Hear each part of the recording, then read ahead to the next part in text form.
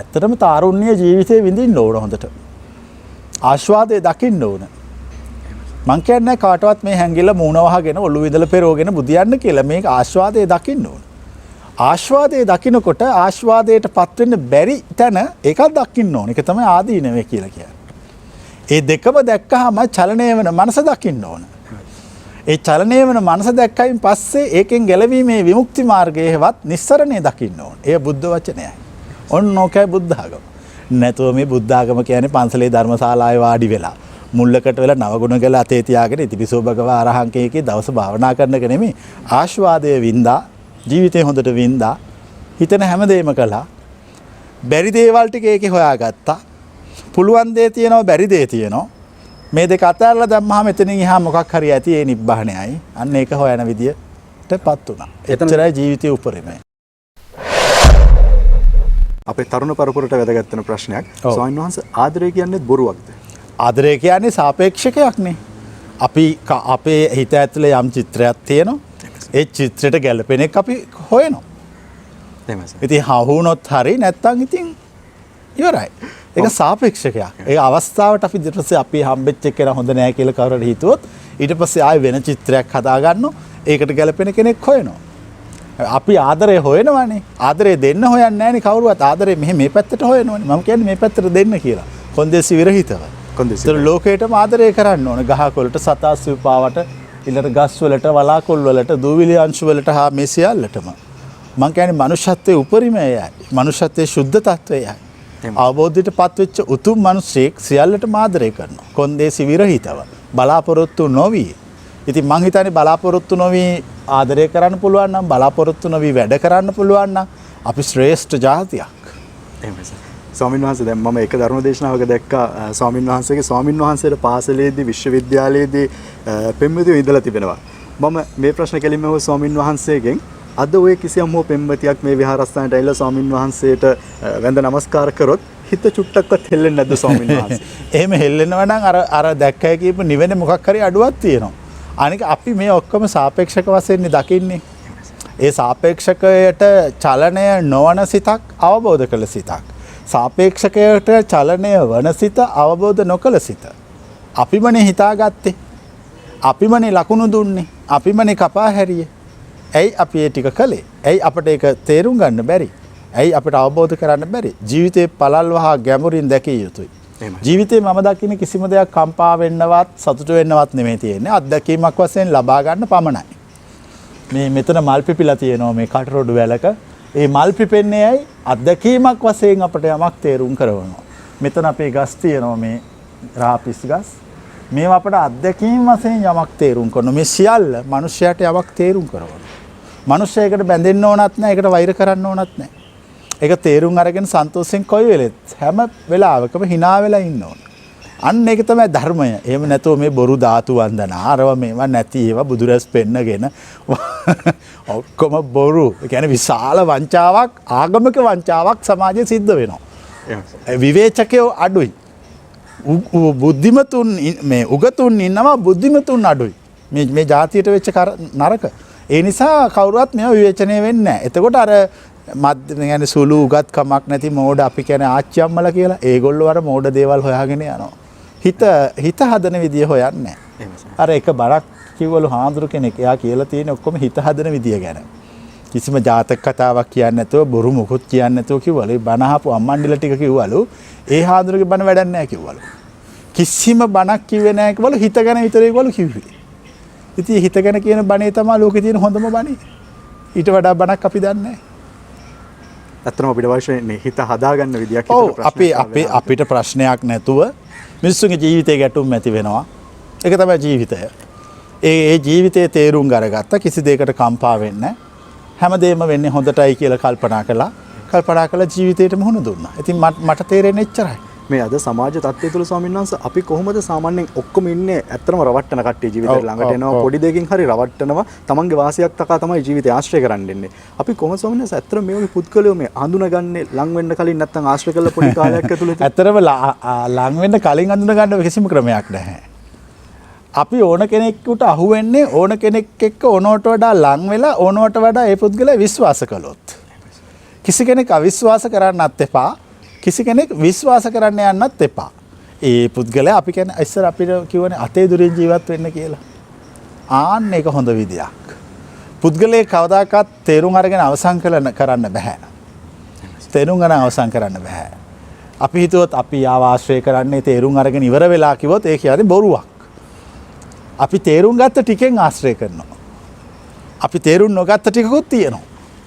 ඒ තේරුම් නොගත්ත ටිකේ මොනව තියෙනවද දන්නේ නැහැ. ඒ ටික තේරිච්ච දවසට තමයි දුක. ඒ ටික තේරිච්ච දවසට එක්ක ආශ්‍රය වැඩි වෙන්න පුළුවන් නැත්නම් නැති වෙන්නත් පුළුවන්. ඒ නිසා මේ ඕනවට වඩා මිනිස්සු ජීවිතේට ලං කරගන්න එපා.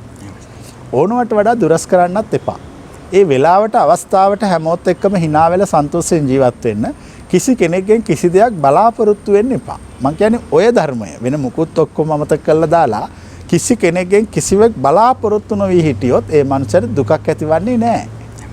ස්වාමීන් වහන්සේ තව ප්‍රශ්නයක් දැන් 2010 ඔක්තෝබර් මාසයේ තමයි ඔබ වහන්සේ පැවිදි දිවියට පැමිණෙන්නේ. ඉතින් මේ වෙද්දි මම හිතන්නේ දශක දෙකක කාලයක් අවුරුදු 20ක කාලයක් වගේ සම්පූර්ණ වෙනවා. මේ ජීවිතය ඇතුළත ස්වාමීන් වහන්සේට වැදගත් වුණු අවස්ථා තියෙනවද මේ අවුරුදු 20 ගැන අපිට වචනයක් කෙටියෙන් සඳහන්? ඇත්තටම මේ අවුරුදු 20 ගැන මම ගොඩාක් සන්තෝෂ වෙනවා. මං ගිහියෙක් වශයෙන් හිටියේ නම් මේ වෙනකොට මොකක් හරි රස්සාවක් කරලා මොකක් හරි තනතුරක ඉන්න කෙනෙක්. ඒත් මං සියල්ලටම වඩා මගේ හිත සතුටින් පිරීලා. කිසිම දුක් වෙන්න කාරණයක් මට මේ සබා දහමේ අහස පොළව තුල පේන්නේ නැහැ. ජීවිතේ තෘප්තියටපත් වුණා. අවුරුදු 20 තුලම ඔබ වහන්සේ සතුටින් හිටියේ.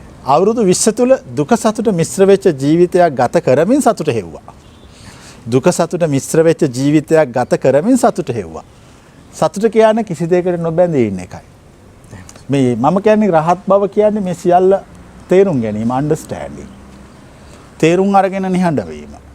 ඉතින් ඒ දක්වා එන්න විශාල අරගලයක් අවුරුදු 20ක් ආධ්‍යාත්මික ජීවිතයක් යනවා කියන්නේ ඒ කියන්නේ නිකම් පින්බත් කාලා නැහනේ.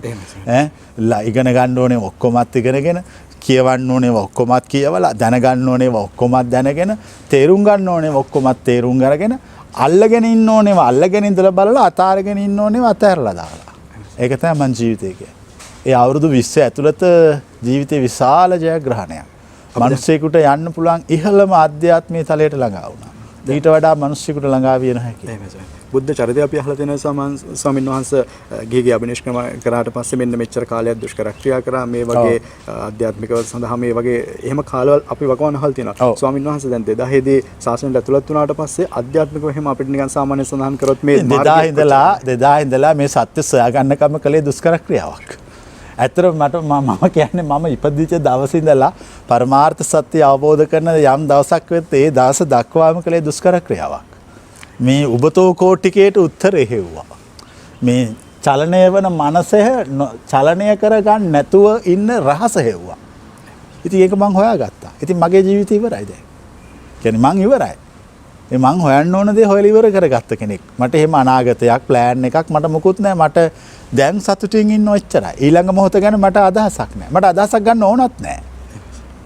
මම එතනින් පුංචි ප්‍රශ්නයක් අහන්න සෝනස මේ හැමදේම දැන් අපි සැලසුම් කරනවා. හැබැයි මේ අපේ සැලසුම් එහෙම වෙනවා මේ කාගේ හරි සැලසුමකටද මේ දේවල් වෙන්නේ? අපි කියන්නේ වෙන කෙනෙක්ගේ ස්ක්‍රිප්ට් එකකටද අපි මේ රංගපාන ස්වාමීන් වහන්සේ ඇත්තම කතන්දරේකුමත් අපි මේ බොරුවක්ද කරන්නේ? ඇත්තටම මම නම් කිසිවක් සැලසුම් කරන්නේ නැහැ ඕනවට වඩා. මම දන්නවා සැලසුමක් ඇති බව සබා දහම තුල. ඒ සැලසුමට මම යනවා. ඒතර මට ලේසි. දැන් මම ගමනක් යනවා පාරවල් දෙකක් තියෙනවා. එකක් තමයි මට පාර හදාගෙන කපාගෙන සුද්ධ කරගෙන යන්න ඕන. අනිත් එක තමයි කවුරු හරි හදපු කාපට් දාපු පාරක් තියෙනවා. මම මේකේ තෝරගන්නේ අර කාපට් දාපු පාරේ මම යනවා. ඕගොල්ලෝ අර පාර හදන්න යනවා. ඕගොල්ලෝ හදන්න ගිහලා දාඩිය දා ගන්නවා මිනිස්සුත් එක්ක රණ්ඩු වෙනවා. පටලැවුම් ඇති කර ගන්නවා දුක ඇති කර ගන්නවා. ජීවිතේ ප්‍රෝග්‍රෑම් වෙලා තියෙන්නේ දල වශයෙන්. ඒක කවුද කලේ කියලා කියන්නේ මම කියන්නේ නැහැ. මම හිතන්නේ මගේ සිත මේ සියල්ල ප්‍රෝග්‍රෑම් කරනවා. මේ මිනිස්සුන්ට තියෙන මේ ප්‍රෝග්‍රෑම් එක අඳුන ගන්න තේරෙන්නේ නැහැ.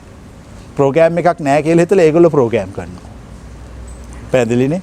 ගෙදර කරන්ට් එක ගියාම 230 ලයින් එක ගියාම කිසිම කරන්ට් එක ගැන දැනුමක් නැති මිනිහෙක් පුංචි බැටරි කෑල්ලක් ගෙනල්ලා ගෙදර ආලෝකමත් කරන්න හදනවා. කරන්ට් එක ආපු ගමන් බැටරිය කුඩු වෙලා යනවා.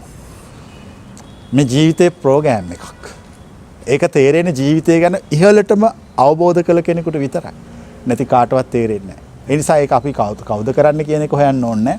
ජීවිතේ ප්‍රෝග්‍රෑම් එකක් තියෙනවා. හැබැයි අපි උත්සාහ කළ යුතුයි. උත්සාහෙත් ප්‍රතිඵල තියෙනවා. දැන් අපි ප්‍රෝග්‍රෑම් එකක් තිය කියලා කිසිවක් මොකුත් වාඩි වෙලා ඉන්නේ නැහැ. අපි උත්සාහ කරනවා.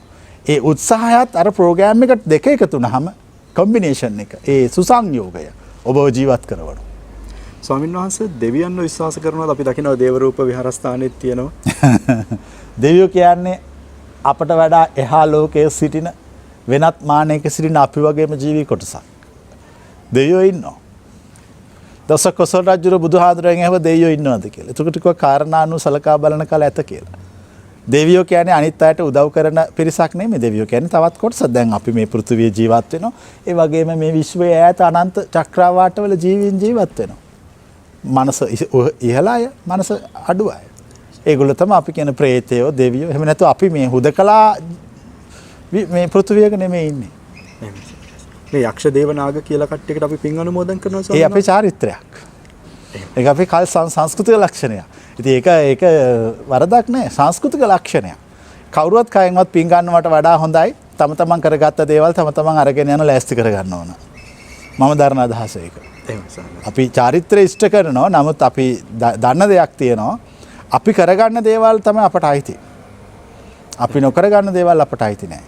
ඒ නිසා අපි දැනගන්න ඕන අපේ ආධ්‍යාත්මික ජීවිතය වාසනාවන්ත කරගන්නත් යහපත් ලෙස ලෝකේ ජීවත් වෙන්නත් අනිත් මිනිසුන්ට කරදරයක් නොකර ලේසියිනේ පස්පව දසකුසල් වලින් දුර වෙලා දුරස්සල ජීවත් වුණා.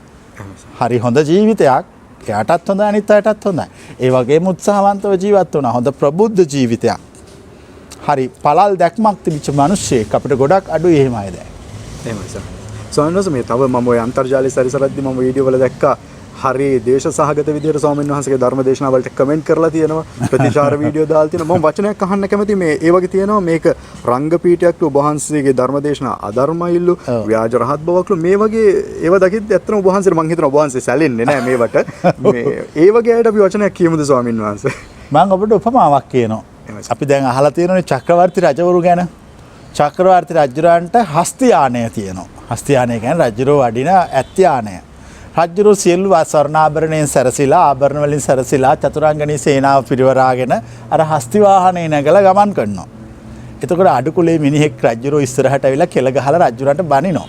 චක්‍රවර්ති රජුරෝ මේ මිනිහා ඝාතනය කරනවද නොදැක්කා වගේ යනවද? මමත් චක්‍රවර්ති රජු කෙනෙක්. මම මේ අඩුකුලේ මිනිස්සුන්ට උත්තර දෙන්නේ නැහැ.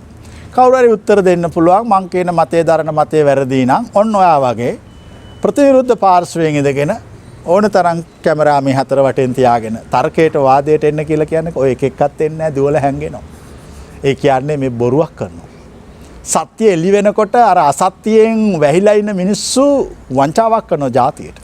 අපි දැක්කම පස්තව ඒ බොරුවක් කරන්නේ. ඔය කිරිබජ්ජර හාදුර කිව්වේ එයා ලොකු බොරුවක් කරනවා. එයාගේ තිබිච්ච ප්‍රතිබිම්බය දැන් කඩා වැටුණානේ. කපටියෙකුගේ අවසන් වේදිකාව ජාත්‍යාලයයි. කියන්නේ ඕනම කපටි මිනිස්සෙක්ගේ අවසාන වේදිකාව ගහන්නේ ජාත්‍යාලය පෙන්වුම් කරන්න. එයාත් දැන් ඒක කරනවා. ඒ නිසා අපි මේ මතය වැරදි. ඒක බුද්ධ ආගම නෙමෙයි. ඒක එයා ජීවත් වෙන්න හදාගත්ත ක්‍රමයක්. ඒක අර මෝඩ මිනිස්සු අන්දනවා. බුද්ධිමත් කවුරුවත් එතන නැහැ. එතන මේක තියෙන කවුරුවත් නැහැ. මේකේ මැටි තියෙන උන් ඉන්නේ. ඒක අහස පෙන්වනවා. දැන් අපිට අර අහස දිහා විනාඩි 10ක් විතර බලන් හිටියාම අතන බුදු පිළිම පෙන්වන්න පුළුවන්, විෂ්ණු පිළිම පෙන්වන්න පුළුවන්, ඕන එකක් පෙන්වන්න පුළුවන්. පැහැදිලිද? මේ මනස ඔබට එක එක දේවල් මවලා දෙනවා. මනසේ ස්වභාවය. ඉතින් ওই වගේ බොරු පෙන්නලා මිනිස්සු අපි එහෙම රවට්ටන්නේ නැහැ. මිනිස්සු අපි දන්න දෙයක් තියෙනවා, අපි ප්‍රත්‍යක්ෂ කරපු දෙයක් තියෙනවා, අපි ඒක විවෘතව ප්‍රකාශ කරනවා. ඒගොල්ලෝ ප්‍රත්‍යක්ෂ කරපු මුකුත් නැහැ. දන්න දේවල් මුකුත් නැහැ. ඒගොල්ලෝ අර තියෙන දේවල් පෙන්න ඒවා විකුණනවා. තව දෙයක් ස්වාමීන් වහන්සේ මේ මම දැක්ක මේකත් මේ එක්තරා වෙබ් අඩිය එක සඳහන් වුණේ ස්වාමීන් වහන්සේගේ ඕරා එක සම්බන්ධව මොකක් හරි ටෙස්ට් එකක් පරීක්ෂණයක් සිදු කරා. ලෝකේ ඕරා තාක්ෂණය තියෙනවා. කිරිලියන් උපකරණ තියෙනවා. ඒවන් පරීක්ෂා කරලා ඉතින් මගෙත් පරීක්ෂා කරලා තියෙනවා. ඒකදී මම දැක්ක සියලුම දත්ත ඉහළ මට්ටම් වල තිබෙනවා. ඒක ආපු විදිය. ඒක මට කියන්න බෑ ඒක 100%ක් මොකක්ද කියන එක. ඒ මැෂින් එකේ ඒ වෙලාවේ ආපු විදිය. ඒකේ ඒගොල්ලන්ගේ මැෂින් එක ෆුල් කියලා ආව ඔක්කොම ටික. ඉතින් එච්චරයි. ඒ වාර්තාව මම හිතන්නේ තිබ්බා. ස්වාමීන් වහන්සේ තව දැන් මේ අපි ජීව විද්‍යා අනුකූලව ඔබ වහන්සේ ඩිග්‍රී තියෙනවා. ඔබ වහන්සේ අපිට වැඩි මේ විෂය හදාarලා තියෙනවා. මේ සාමාන්‍යයෙන් අපි අහලා තියෙනවා බුද්ධ ධර්ම දේශනාවල මොලේ නියුරෝන වල බුදුන් වහන්සේගේ පමණයි 100%ක් අවදි වෙලා තියෙන්නේ. මේ දේ සත්‍යද අපි හඳුනන්නේ? ඒ අපිට එහෙම කියන්න බෑනේ. මොකද දැන් අපි බුදුහාඳුරුවන්ගේ මොලේ පරීක්ෂා කළාද? කවුරුවත් පරීක්ෂා කළේ නැහැ. අපි නිකන් කියනවා ඒවා. අපි මේ ඔය සයන්ස් ගැන කතා කරන්න ආවොත් අතීතයට කතා කරන්න වෙනවා. නිකන් ගොඩින් කතා කරන්න මම කැමති නැහැ. මොකද මම මේ විෂය දන්නේ කෙනෙක්. එහෙම නිගමන දෙන්න බෑ. අපි කියනවා එහෙම. මනුස්සයෙක් සත්‍ය අවබෝධ කළාම මේ මනුස්සයාගේ මනස අවදි වෙලා තියෙන්නේ. ඉතින් ඒක පරීක්ෂා කරලා බලන්න ඕන. එහෙම නැතුව කොහොමද ඒ ගැන මොකොත් අපි කියන්නේ? පරීක්ෂණය. දැන් අපි අයින්ස්ටයින් ගැන අහලා තියෙනවා. අයින්ස්ටයින් මැරුණාම අයින්ස්ටයින්ගේ මොලේ පරීක්ෂණ සඳහා යොදාගත්තා. ඉතින් ඒ වගේ පරීක්ෂා කරලා බලන්න ඕනේ. බලලා තමයි නිගමන කරන්න ඕනේ. එහෙම නැත්නම් ඒවා අර අපි නිකන් කියන කතා ඒවා. ස්වාමීන් වහන්සේ තව මේ අපේ තරුණ පරිවර්තනයට දැගත්තුන ප්‍රශ්නයක් ජීවිතේ විඳින්නේ කොහොමද කියලා මම ස්වාමීන් වහන්සේගේ උපදේශයක් පුංචි. ඇත්තටම තාරුණ්‍ය ජීවිතේ විඳින්න ඕන හොඳට. ආස්වාදයේ දකින්න ඕන. මං කියන්නේ කාටවත් මේ හැංගිලා මූණ වහගෙන ඔළුව විදලා පෙරෝගෙන බුදියන්න කියලා මේක ආස්වාදයේ දකින්න ඕන. ආස්වාදයේ දකින්නකොට ආස්වාදයටපත් වෙන්න බැරි තැන ඒකක් දකින්න ඕන. ඒක තමයි ආදීනව කියලා කියන්නේ. ඒ දෙකම දැක්කහම චලනය වෙන මනස දකින්න ඕන. ඒ චලනය වෙන මනස දැක්කයින් පස්සේ ඒකෙන් ගැලවීමේ විමුක්ති මාර්ගයේවත් නිස්සරණය දකින්න ඕන. ඒ බුද්ධ වචනයයි. ඔන්න ඕකයි බුද්ධ ආගම. නැතුව මේ බුද්ධ ආගම කියන්නේ පන්සලේ ධර්මශාලාවේ වාඩි වෙලා මුල්ලකට වෙලා නවගුණ ගල අතේ තියාගෙන ඉතිපිසෝ භගවා අරහං කේකේ දවස භාවනා කරන එක නෙමෙයි. ආස්වාදයේ වින්දා ජීවිතේ හොඳට වින්දා හිතන හැමදේම කළා. බැරි දේවල් ටික ඒකේ හොයාගත්තා. පුළුවන් දේ තියෙනවා බැරි දේ තියෙනවා. මේ දෙක අතරලා දැම්මහම එතනින් එහා මොකක් හරි ඇති ඒ නිබ්බහණයයි. අන්න ඒක හොයන විදියටපත් උනා. එතනයි ජීවිතේ උපරිමයි. කවුරු හැවුව ස්වාමීන් වහන්සේ එතනදී අපි අර ඔක්කොම ඉඳින්න ගිහිල්ලා ඇබ්බැහි වෙනවා වගේ මට්ටමක. ඒ එයාගේ දුර්වලතාවය. අපි දැනගන්න ඕන වැඩ කරනකොට අපේ සීමාව හැමතිස්සෙම. අපි ලෝකේ තියෙන හැම කෑමක්ම කාලා ඉවර කරන්න බෑනේ. එකක් දෙකක් තුනක් කාලා බලලා අනිත් ඒවාත් මෙහෙම වෙන්නේ නැති කියලා හිතලා ඉවර කළා දැම්ම. නැත්තම් ඉවර කරන්නේ කොහොමද මේ ලෝකය? මේ ලෝකය ගොඩක් සංකීර්ණයි. මේක ඉවර කරන කෙටි ක්‍රම හොයා ගන්න ඕන. ඒ තමයි නිවන් දකින්න ක්‍රම. එහෙම නැතුව නිවන් දකින්න ක්‍රම නැහැ. මිනිසුන්ට ඇත්තටම කේන්ති යන්නේ ඇයි ස්වාමීන් වහන්සේ? මිනිස්සුන්ට කේන්ති යන්නේ මිනිස්සු ගැන තේරුම් අරගෙන නැති නිසා. තමන් ගැන තේරුම් ගත්ත එක්කන තමයි අනිත් අය ගැන තේරුම් ගත්ත එක්කන. ඉතින් ඒ තේරුම් නොගත්ත මිනිස්සු නිකන් බොරුවට කේන්තිය. ඇත්තටම මම දකින්නේ කේන්තිය කියන්නේ මිනිහටම දෙන ෆනිෂ්මන්ට් එකක්. අයිතිකාරයටම දෙන ෆනිෂ්මන්ට් එකක්. අපි කේන්ති ගන්න ඕනේ නැහැ. අපි උත්තර දෙන්න ඕන. උත්තර දීමයි කේන්ති ගැනීමයි දෙකක්. උත්තර දෙන්න ඉගෙන ගත්තා නම් බොහෝ ප්‍රශ්න විසඳෙනවා.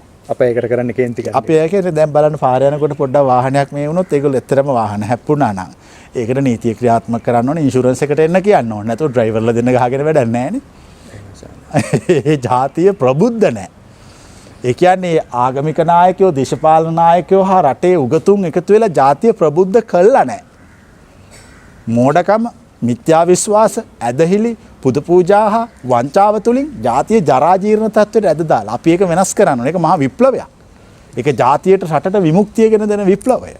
නැත්නම් මේ විමුක්තිය දෙන්න බෑ කාටවත්. විමුක්තිය ඇති කරවන්න පුළුවන් මිනිස්සුන්ට මිනිස්සු ගැන තේරුම් කරවීමෙන් පමණමයි. ස්වාමීන් වහන්සේ දැන් මිනිස්සුන්ට ආධ්‍යාත්මික දියුණුවක් ලබනවා නම් භාවනා කරන්න ඕනේද? නෑ. ජීවිතේ භාවනාවක්. අමුතු භාවනාවක් නෑනේ. ජීවිතේ භාවනාවක්. ජීවිතේ උදේ නැගිටලා ඉඳන් රෑ නිින්ද යනකම් මම නම් කරන්නේ භාවනාවක්. අපි මෙහෙ එන අයටත් කියන්නේ මේ භාවනාව. එහෙම නැතුව අමුතු වාඩි වෙලා ඔය අමුතු වාඩි වෙලා භාවනා කරපු කවුරු හරි ආධ්‍යාත්මය ජයගෙන තියෙනවද? කවුරුවත් ජයගත්ත අයත් නෑ. తాවකාලික සුවයකට සපත් වෙනව පමණයි. අර නිකන් අපි කියන්නේ අර එක තේරෙන වචනයක චූන් වෙනවා කියලා ආන්නේ වගේකටපත් වෙලා hina වෙවි නිකන් අර ගංජා බීලා වගේ ඉන්නවා. ඊට පස්සේ ආයි නැගිටලා ආයි සුපුරුදු වෛරය, කාමය, කෝපය, තරංගකාරීත්වය, පරයා නැගී සිටීම කියන්නේ දසබිම්බර මාර සේනාවට අහු වෙනවා. දැන් කාටද ස්වාමීන් වහන්සේගේ මාර්ගයේ ගමන් කිරීමට අවශ්‍යයි. මට කියන ස්වාමීන් වහන්සේ මුලින්ම පළවෙනි මාර්ගයේ මේ වීඩියෝ එක බලන කෙනෙක්ට ස්වාමීන් වහන්සේගේ මාර්ගයේ ගමන් කිරීමට අවශ්‍ය නම් පළවෙනි පියවර කුමක්ද ස්වාමීන් වහන්සේ? සිහියෙන් ඉන්න ඕන. මම ගැන මම සිහියෙන් ඉන්නවා. මං කරන දේ මොකද්ද? හරිද වැරදිද? මම යා යුතු නොයා යුතු පාර කොමක්ද? සිහියෙන් ඉන්නවා. සිහියෙන් ඉඳීමෙන් ආරම්භ වෙන්නේ. වෙන කිසිවකින් ආරම්භ කරන්න බෑ. අනිත් එක ස්වාමීන් වහන්සේ දැන් අපිට මේ පුද්ගලයෝ ආශ්‍රය කරන්න හම්බ වෙන්නේ මේ සංසාර පුරුද්දකටද මෙහෙම අපිට කට්ටිය සම්බන්ධ වෙන්නේ ස්වාමීන් වහන්සේ? අපේ අදහස් වලට ගැලපෙන අය අපිට ඉතා සමීප වෙනවා. අපේ අදහස් වලට නොගැලපෙන අය අපේ ළඟින් ඉක්මනින් දුරස් වෙනවා. හැමතිස්සෙම ඔබට හම්බ වෙන ඔබට ගැලපෙන අය. සසර පුරුද්දක් කියනකොට වඩා ගැලපෙන අය හම්බ වෙන්නේ. මට වෙලාවකට හිතෙනවා මේක මම අහන මොඩ ප්‍රශ්නයක්ද කියලා. ස්වාමින් වහන්සේ අධ්‍යාත්මික වශයෙන් ස්වාමින් වහන්සේ මොනතරම් දියුණුවකට ලැබලා තියෙනවද? ඒකෙන් ඒ කියන්නේ අපි හිතමුකෝ ඒකට මොන වගේ දේවල්ද අනුගමනය කරේ? අපි නිකන් එහෙම ප්‍රශ්නයක් අහුවොත් මොන වගේ මට්ටමකට අධ්‍යාත්මික වශයෙන්? ආධ්‍යාත්මයේ මිනිස්සෙකුට ආධ්‍යාත්මය කොච්චර දුරට දියුණු මේ සංවර්ධනය කරන්න පුළුවන්ද? මිනිස්සෙකුට ආධ්‍යාත්මය කොච්චර ඉස්සරහට ගෙනියන්න පුළුවන්ද? ඉතින් මම එච්චර ගිහිල්ලා තියෙනවා. ඒක මම මේ 아무තු දේවල් කරලා ගියේ නෑ. ඕගොල්ලෝ වගේම ඕගොල්ලෝගේ සමාජයේම ඕගොල්ලොත් එක්කම ඉඳලා ඕගොල්ලෝ කාපු කෑම ඕගොල්ලෝ ඇවිදපු ලෝකයේ දැකපු දේවල් ඒ ටිකම දැකලා එතනින් එහාට කල්පනා කළා. අන්න එච්චර වැදගත්කම. එතනින් එහාට කල්පනා කළා. ස්වාමීන් වහන්සේ දැන් අපි ඔය ජිම් එහෙම යනවනේ ඇඟ හදාගන්න ලස්සන වෙන්න ගියේ නැති විච්ච ගමන් ඕක කැත වෙනවා. දැන් එහෙම කෙනෙක්ට ඔය හිත හදාගන්න මාර්ගෙත් ගමන් කරලා හදිසිය නැවතුනොත් ඕක කඩාගෙන වැටෙනවද? ඒක ඒකාකාරීව පවත්වාගෙන යන්න අවශ්‍යද? බිඳ වැටෙනවා. ඇඟ හදන එකයි හිත හදන එකයි අතර ලොකු වෙනසක් නැහැ. ඒ කියන්නේ ඒ කාර්යාවලිය තුළ නිරත වෙන්න ඕන දිගට. එතකොට තමයි ප්‍රතිඵලය හම්බ වෙන්නේ. දැන් සිත වැහෙනවා. අපි ඒක ගැඹුරට මාර්ගය ගැන සාකච්ඡා කරනකොට උත්තර දෙන්නේ සිත වැහෙනවා. එයාද ආයිතිකාරය දැනගන්න ඕන සිත වහන්න නැතුව තියාගන්න. ඒ කියන්නේ හැමතිස්සෙම මම යන්න ඕන පාරක් තියෙනවා. සසරට එක පාරයි නිවනට එක පාරයි. මම මේ නිවන් යන පාරෙම යනවා. එතකොට මගේ මේ සසර දුක අවසන් වෙනවා. මම අවසන් ප්‍රශ්න විදිහට අහන්න කැමතියි ස්වාමීන් වහන්සේ. දැන් ඔය ගමනේ යද්දී කාට හරි එක දේවල් හිතට එද්දී එතන ආරක්ෂා වෙන්න බැම්මක් විදිහට අපි ඔය හිත හදාගෙන ඒ කියන්නේ හිත කියන එක ආරක්ෂා වෙන්න හදාගන්න අපි දන්නවා නොඑක් ප්‍රශ්න. එහෙම ආරක්ෂා වෙන්න ඕනේ නැහැ නේ මොකටවත්. කොතනින්වත් හැංගලින්නත් ඕනේ නැහැ නේ. අපි සමාජය තුළ ගමන් කරන ප්‍රශ්න නැතුව ජීවත් වෙන ක්‍රමයක් හොයනවා. නිවන හොයන්න එපා. ප්‍රශ්නයක් නැතුව ජීවත් වෙන කිසිම තැනක චලනය වෙන්නේ නැතුව ඉන්න හැමදේම දරා ගන්න පුළුවන් හිතක් හදාගන්න ක්‍රමය හොයන්න. අහු වෙන්නේ නිවන. එහෙමයි සර්. මම කියන දේ පැහැදිලිනේ. ඉතින් ඔන්න ඔතෙන්ට අපි ආව නම් ඒකට જાතියක් ආගමක් මොකුත් නැහැ. හොඳ මේ ජීවත් වෙන කලාවක්. ජීවත් වෙන ස්ටයිල් එකක්, විදියක්. ඒක හොයාගත්තා නම් ප්‍රශ්න ඔක්කොම විසඳෙනවා. සතුටින් ඉන්න පුළුවන් ස්ටයිල්. සතුටින් ඉන්න පුළුවන් ස්ටයිල් එක. දැන් මේ අපි කියන්නේ ඒක. දැන් ඉස්සෙල්ලාම මන් දිහා බලන හැමතිස්සෙම සතුටින් ඉන්න. අසතුට වෙන කාරණයක් නැහැ. මිනිස්සු වහිනකොට අසතුට වෙනෝනේ. නමුත් මම දන්නවා අහසෙන් වැස්සයි අවුවයි දෙකම එන බව. ඒතර අපි ඒක තේරුම් ගන්න ඉන්නේ. ඒ නිසා අපි මේ දෙකට කම්පා වෙන්න යන්නේ. අපි මේ දෙකේදීම මැදිස්ත වෙනවා. එහෙමයි සර්. ඉතින් මුළු ජීවිතේටම ওই સિદ્ધාන්තය යෙදුවා නම් ජීවිතය සමතුලිතයි. නිබ්බාන කියන්නේ ඒක.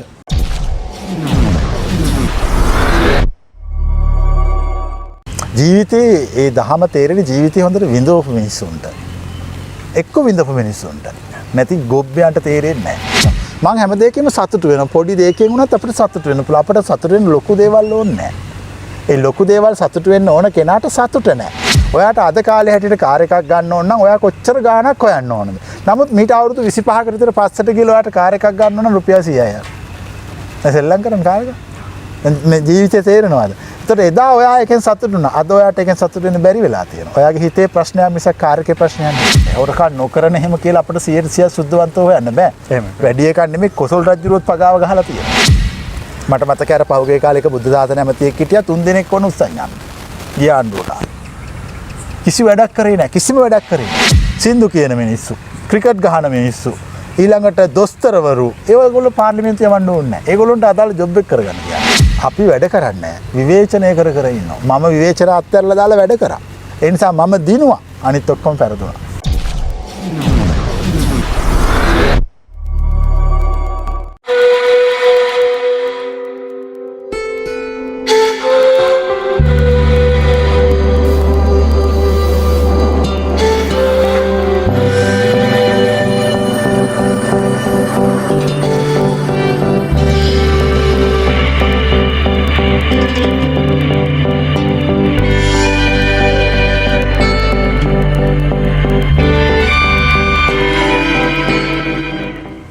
දැන් ස්වාමීන් වහන්සේ මේ සමහර තැන් වලට අපි ගියාම අපි දකිනවා දේශපාලන හයිය. මේ වගේ දේවල් කරන්න දේශපාලන බලය ඕනේ. දැන් ස්වාමීන් වහන්සේලා මෙහෙම දේශපාලන හයිය ඇවිල්ලාද බලය ඇවිල්ලාද එහෙම මොනවා හරි දේවල් ඇවිල්ලා අපි කාටවත් කඩේ යන්නේ නැහැ. අපි කියන්න ඕන එක කියන්න ඕන කෙනාට කියනවා. එක මේ ඡන්දෙදි මේ පක්ෂේ නම් ඊළඟ ඡන්දෙදි අනිත් පක්ෂේ. පැහැදිලි කියන එක රටේ ජනතාව දරන අදහස කුමක්ද? ඒ දේශපාලනයේ අපේ අදහසත් එයමයි. මිනිස්සුන්ට අවශ්‍ය නායකයා කවුද? ඒ අපේ නායකයාත් එයාමයි. මිනිස්සු ප්‍රතික්ෂේප කරන නායකයා කවුද? අපි ප්‍රතික්ෂේප කරන නායකයාත් එයාමයි. දේශපාලනයකට යන්නේ නැහැ. හැබැයි හැමෝම අපට උදව් කරන පක්ෂ විපක්ෂ ભેදයක් නැතුව ඒ හැම දේශපාලන ආයක මෙතෙන්ට එනවා. ඇවිල්ලා මේ ප්‍රතිහාරය ඒගොල්ලෝ දකින්න. දැකලාම හිතනවා අපි මොන හරි දෙයක් කරන්න ඕනේ. හැමෝම තමට පුළුවන් පොඩි දෙයක්.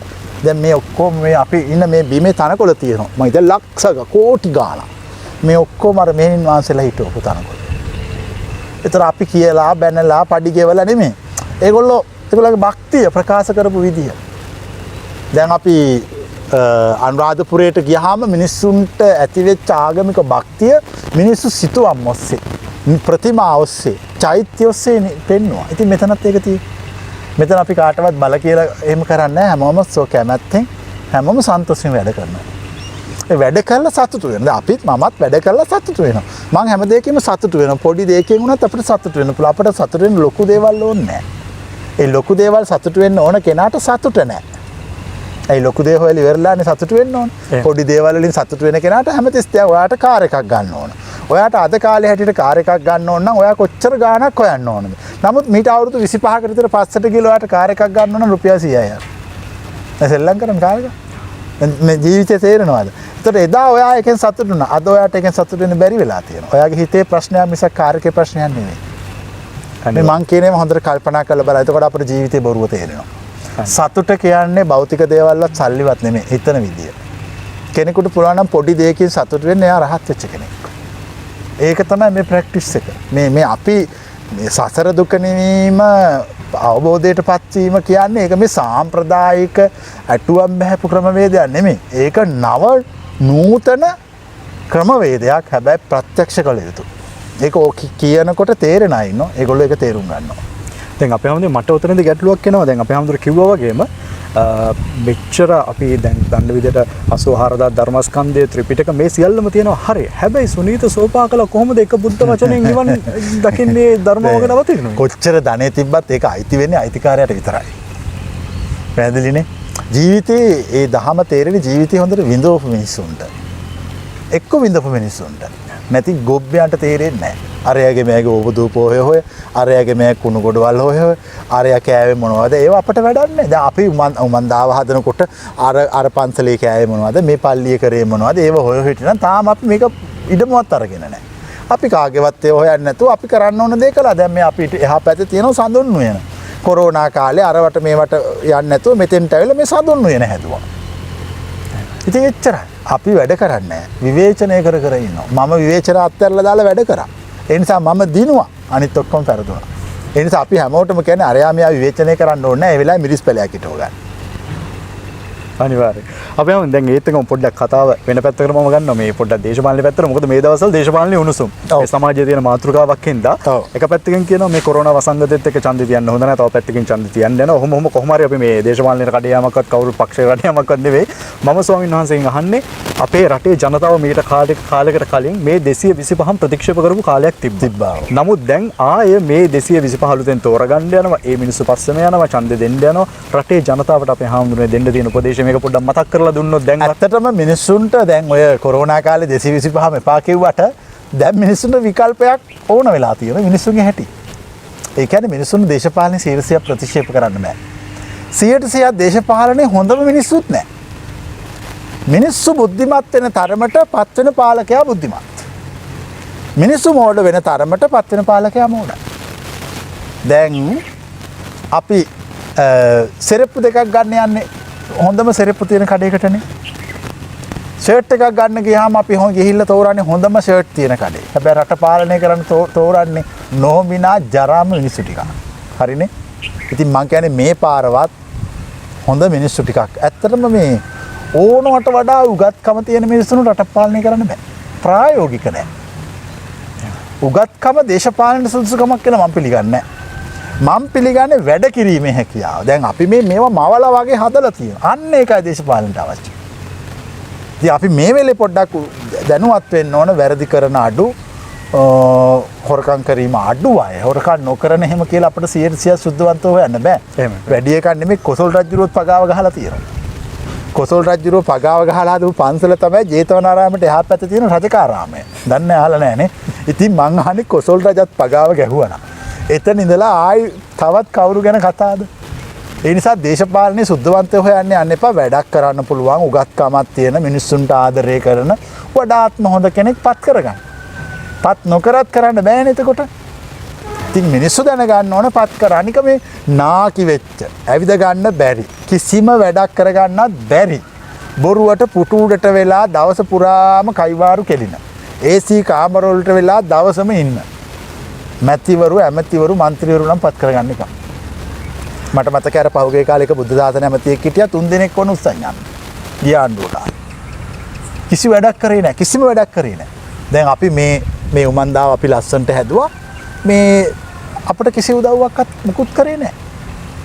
දැන් හැබැයි මේ ආණ්ඩුවෙන් නම් අපිට ගොඩක් උදව් කළා මේ ප්‍රදේශයට උදව් කළා. ඒක මං හිතන්නේ මට කරපු උදව්වක් නෙමෙයි මේ වැඩපිළිවෙලට සහයෝගය දැක්වුවා. ඉතින් අපි ඒකට ගෞරව කරන්න ඕන. එහෙම වෙන්න ඕන කවුරු හරි අපි නෙමෙයි කවුරු වැඩක් කළත් ඒ වැඩ කරන කෙනාට මොකක් හරි උදව්වක් කරන්න ඕන. එයාට පුද්ගලික උදව් අවශ්‍ය නැහැ. ඒ වැඩේට උදව් කරන්න. එතකොටනේ දැන් මේ මෙතන අක්කර 70ක්. දැන් මේ අක්කර 70 හැදුවහම ඒ රටේ රාජ්‍ය පාලකයන්ට ලේසියිනේ. දැන් මේ වගේ ලංකාවේ හැම තැන්වලම තියෙන ඉඩම් පන්සල් වලින් කෝවිල් වලින් පල්ලි වලින් ඒ අයිති අය අරගෙන ඉවර වෙලා ඒ ඉඩම් මේ වගේ සංවර්ධනය කරාන. රටේ දේශපාලකයන් කරන්න වැඩක් නැහැ. දැන් කියන එක පැහැදිලිද?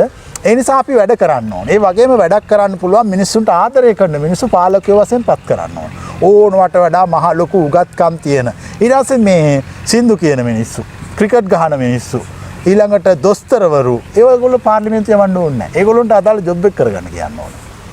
පැහැදිලිද කියන එක? මේ අපේ මිනිස්සුන්ට පොඩ්ඩක් වැරදිලා. ඒකට සුදුසු මිනිස්සු යවන්න ඕන. දැන් උමන්දාව හදන්න සුදුසු කෙනෙක් ඉන්න ඕන. ඒ සුදුසු කෙනා ඉන්නකොට තමයි මේක නිකන් මිර ප්‍රාතිහාරයක් වගේ වෙන්නේ. රට හදන්නත් එහෙමයි. නැතුව කිසිම වැඩක් කරගන්න බැරි කයිවාරුකාරයෝ කියලා රට හදන්න ජනාධිපතිකමට දැම්මහම ඒ රටේ කිසි ආර්ථික දියුණුවක් නැහැ පරිහානිය. පාරවල් ටික හදාගන්න බෑ. ඊළඟට හදන ඒවා ඔක්කොම බිඳ වැටෙනවා. ඒක පුළුවන් කට්ටිය පත් කරගන්න ඕනේ. ඒක පක්ෂය අපට අදාළ නැහැ. ඒ පුළුවන් කට්ටිය පත් කළාම අර අලුතෙන් වැඩ වෙලා රටට අලුත් කාලයක් උදා වෙනවා. ඉතින් ඒක මිනිස්සුන්ගේ වගකීම. මිනිස්සු දැනගන්න ඕන වඩා සුදුසු තමන්ගේ ප්‍රදේශයෙන් පත් කරගන්න.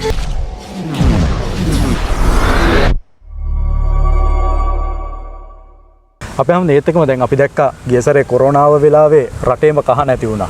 හැබැයි උමන්දාවේ කහ හිඟයක් ආවේ නැහැ. අපි වගා කරලා තියෙනවා. දැන් අපි ඉදිරියට තවත් විශාල කහ. කියන්නේ අපි කියන්නේ මේ අපි දිහා බලලා හරි හැදියල්ලා.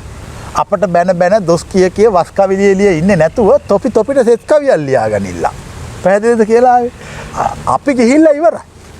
අපි භෞතිකවත් ගිහිල්ලා ඉවරයි, ලෝකෝත්තරවත් ගිහිල්ලා ඉවරයි. අපි පස්සෙන් ආවා කියලා අපි අල්ලන්න බෑ දැන්. අපි ගිහිල්ලා ඉවරයි. ඒතර කරන්න ඕන අපි කරපු දේවල් තියෙනවා. ඒවා බලලා, ඒවා දැකලා, ඒවෙන් පොඩි දේවල් අරගෙන ආධ්‍යාත්මීය වශයෙන් දියුණු වෙන්න ඕන, ලෞකික වශයෙන් දියුණු වෙන්න ඕන. මිනිහ දුප්පත් වෙලා ඉපදුනාට ප්‍රශ්නයක් නැහැ. හැබැයි දුප්පත් වෙලා මැරුණොත් ඒක ගොබ්බේ.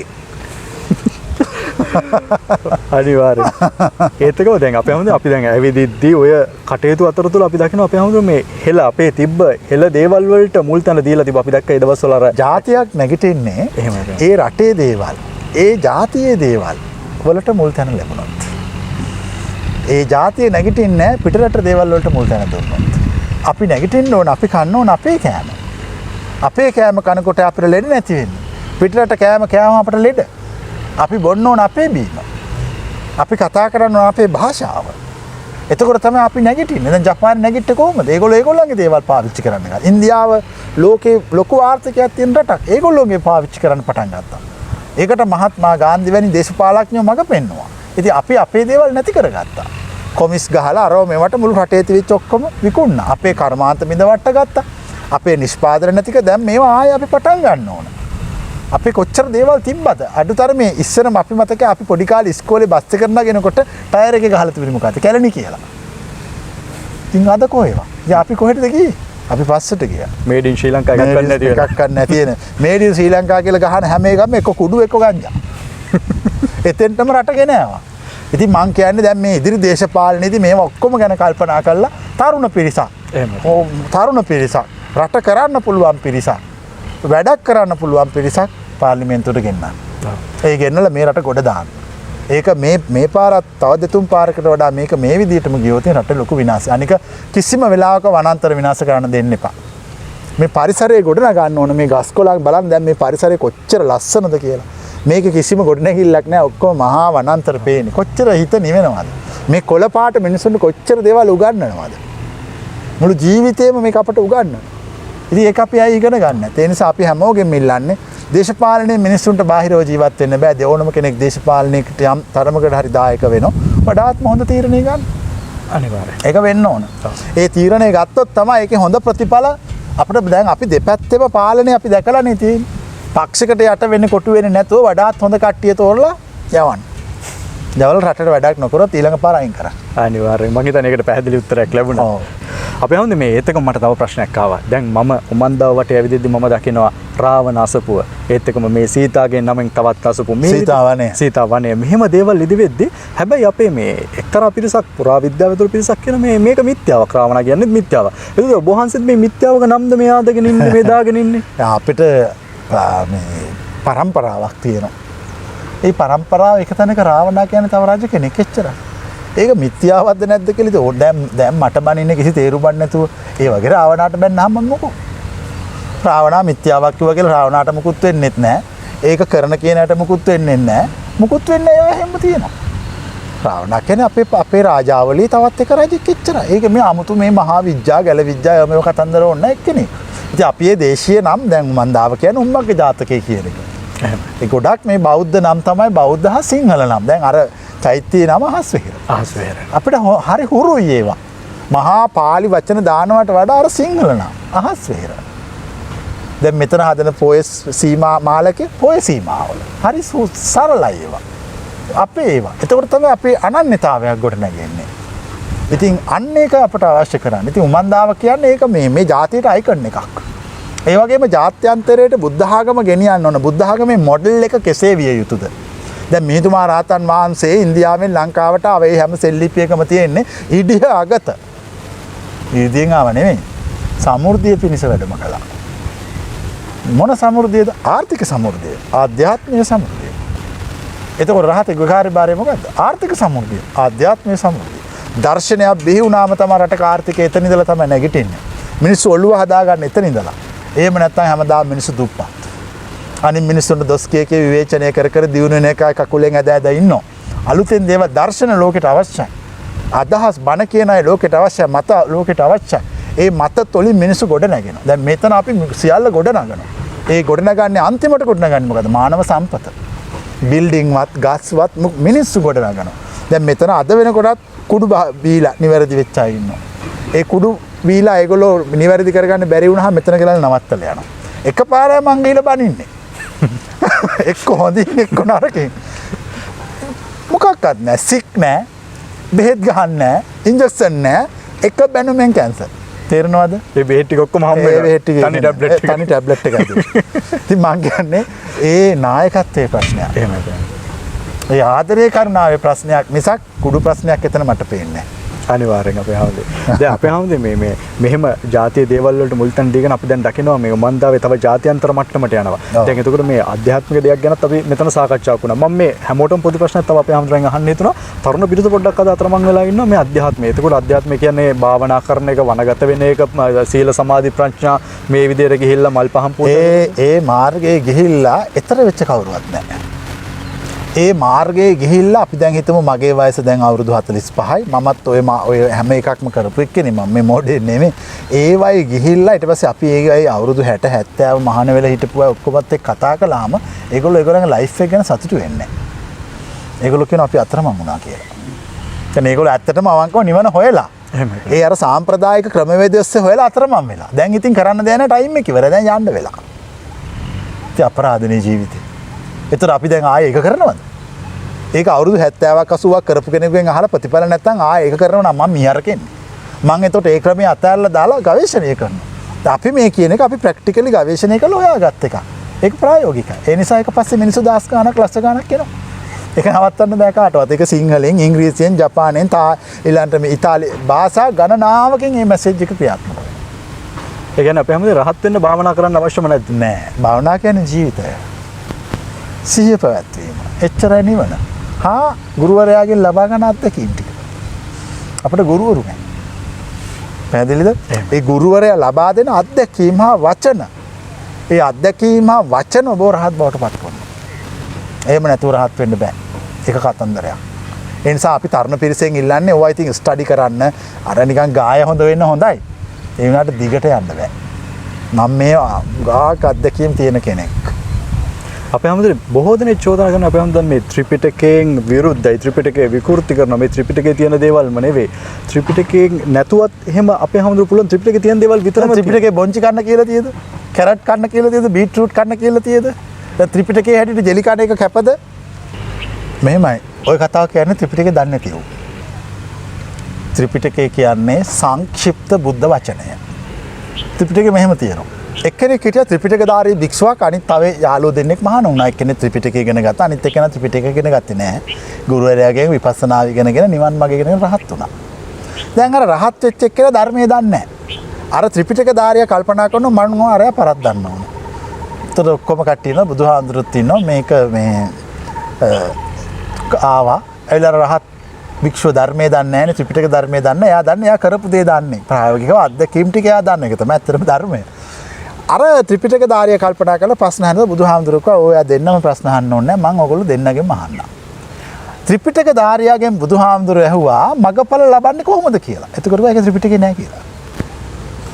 ත්‍රිපිටකයේ තියෙන ධර්මය සංක්ෂිප්ත ධර්ම. සංක්ෂිප්ත ධර්ම. හැබැයි අර ප්‍රත්‍යක්ෂ කරපු එක්කලා තමයි ඩීටේල් දාන්නේ. හරියට මේ වගේ විද්‍යාව අපි ඉස්කෝලේ ගිය විද්‍යාව ඉගෙන ගත්තා. අපිට පන්තියේදී ගුරුවරයා විද්‍යා පාඩම වල බ්ලැක් බෝඩ් එකේ උගන්වන ඉවරලා ගුරුවරයා අපි එක්කගෙන යන්නේ කොහෙටද? විද්‍යාගාරයට එක්කන් යනවා. විද්‍යාගාරයට එක්කන් ගියාම බ්ලැක් බෝඩ් එකේ නැතිව උගන්වනවා. රහත් කියන්නේ විද්‍යාගාරය ඇතුලේ බ්ලැක් බෝඩ් එකේ නැතිව උගන්වන එක. අර ත්‍රිපිටකයේ තමයි බ්ලැක් බෝඩ් එකේ උගන්වන එක. ඒතර බ්ලැක් බෝඩ් එකේ උගන්වන රහත් වෙන්න බෑ. තියරි ප්‍රැක්ටිකල් තියරි ප්‍රැක්ටිකල් දෙක. මම ප්‍රැක්ටිකල් එක හරියටම දන්නවා. මම තියරි එකක් දන්නවා. අපේ හමුනේ දැන් මේ වෙද්දී මේ ලංකාවේ හැමතැනින්ම වගේම අපි දකින රහතන් වහන්සේලා රහතන් තෙරණින් වහන්සේලා පහළ වෙනවා. ඉතින් අපිව පරීක්ෂා කරන්න ලෑස්ති. ඕන කෙනෙකුට එන්න කියනවනේ සාකච්ඡා කරන්න. හැබැයි යමක් දන්න කෙනෙක් නිකන් ওই පචකාරව ඇවිල්ලා වැඩක් නැහැ. දැන් අර පහුගිය දවසේ එක උන්නාන්සේ කෙනෙක් පිස්සු කෙලියා. එයාක දන්න මගුලකුත් නැහැ. නොදන්න මගුලක එහෙම කතා කරන්නේ මම කතා කරොත් කතා කරන්නේ එක්ක ඉගෙනගෙන තියෙනවනේ එක්ක සමාජ මතය. අනික මම මේ සමන්ත භද්‍ර කියන්නේ තනි මිනිහෙක් එක්ක සටන් කළා පරාජය කරන කෙනෙක් නෙමෙයි. සමන්ත භද්‍ර කියන්නේ සමූල ඝාතකයෙක්. තේරෙන සමූල ඝාතකයෙක් කිව්වහම දැන් මම ඔයත් එක්ක මට වාද කරනකොට මම ඔයත් එක්ක වාද කරන්නේ නැහැ. මම බලන ඔයාගේ පිටිපස්සේ ඉන්න අය කවුද කියලා. 10 ගාණක් ඉන්නවනම් ඔයාව සමූල ඝාතනය කරනවා.